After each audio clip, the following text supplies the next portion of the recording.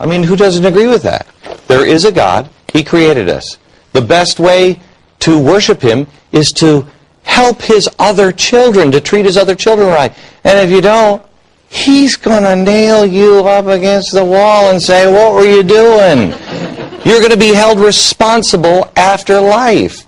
If we just understood that, if we could just embrace that and stop the arguing back and forth about religion, we would be fine. I want to introduce you to Mike McNaughton. You probably know Mike because he went running with President Bush. He is quite an amazing man. He's the Director of Veterans Affairs for Road to Recovery. Road to Recovery organizes cycling rides across the country to help injured veterans overcome the obstacles that they face. This guy has overcome more than I could possibly imagine. What is the difference between somebody giving you a hand up and a handout? Well, one thing I want to correct you on is I'm not the Director of Veterans Affairs. My boss is going to be pre-mad when he does that. My boss is Lynn Carson, but I'm the Outreach Coordinator for Veterans Affairs.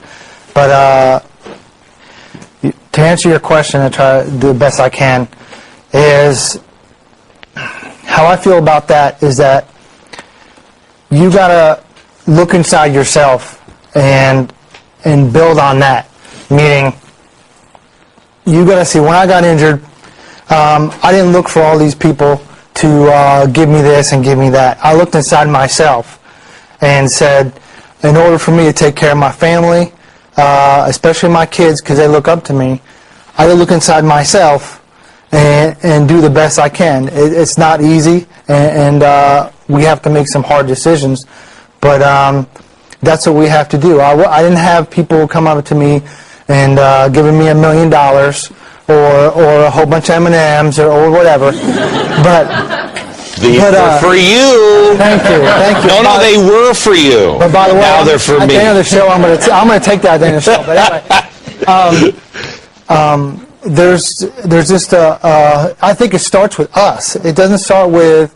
I don't think the government and state, it should be their responsibility to take care of everyone. I think it's everyone's personal, and one of the things that we need to add is our personal responsibility to take care of ourselves and take care of our family. How we do that is up to you, but I think that's one of the things that, and I'm sorry, I have to comment, your shoes are wonderful. You have some great shoes. You don't see them, but you have some great shoes. Thank you very much. I appreciate it. Anybody have any other thoughts or any other questions? Yes, in the back. Wait until we get a microphone to you. Can we hand a microphone back? Yes, go ahead. You know, it seems to me we talk a lot about what's been undermined, and we're in the midst of a crisis of confidence, and that's really the key to trust. And I think what we're facing is not being able to trust each other, not being able to trust the things that we've grown up believing in as Americans. Those core values and the principles that you described there are really the way to turn this country around and get back on track. You know, I really thought, I mean, I don't want to make this about politics, so, well, let me just tell you the truth. It's going to be about politics anyway. I didn't trust, it's all about politics, it seems, and really, in reality, it's not. I didn't trust George W. Bush on the economy. I mean, I thought he was taking us the wrong direction, and I didn't trust him. When he was saying, what problems? It's fantastic. I didn't believe him. A lot of people did. When Barack Obama came in and he said, we may not survive if we don't do the right thing, I did believe him. But now he comes out and says, what economy? It's fine.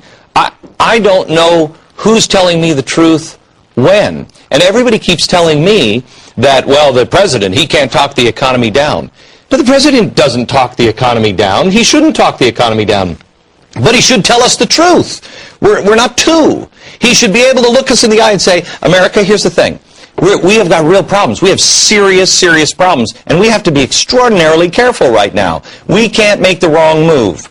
But I have belief in you The engine of the economy is not the government. It's never been the government. No. The belief in what we have, the problem that we have, I think, right now, I mean, besides the military, what do you really believe in? What do you really believe in? When it comes to the government, what do you believe in? I don't believe in anything. And they're going to fix this economy? I believe in my neighbors. I believe in my friends. I believe in you guys. You'll fix the economy. They're not going to. So how do you restore that? Well, you know, Thomas Paine, you brought up Thomas Paine and common sense. He had another great quote when he said, those things that we've paid dearly for the most, that which we obtain too cheaply, we esteem too lightly. And we paid dearly for freedom. These gentlemen have paid dearly for our freedom. I think that's maybe why I love you guys so much. And that's why I weep every time I see a soldier, because you guys get it. You know what we have. I was sitting in a movie theater, I don't know, it must have been a couple of months after 9/11. And I was sitting in this movie theater. This is a big movie theater, but it was the live satellite, you know, don't miss the 10 in the 10 or whatever they're calling that stupid thing where they're watching all these, you know, TV shows and everything else.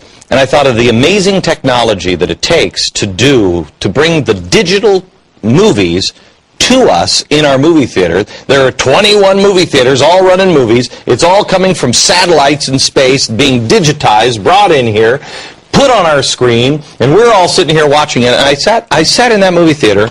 I'm a real freak. And I sat in that movie theater, and I thought to myself, if we just viewed this country as our house, and we realized how much stuff and how great the stuff is that we have, we would always lock our door, and we would always treat it with respect, but we have no idea. We're not even looking at anything anymore as if it's worth anything. Everything in our life is disposable, and unfortunately it's decayed everything all the way down to our family. Everything seems disposable to too many Americans, and that has to be restored. That has to be restored.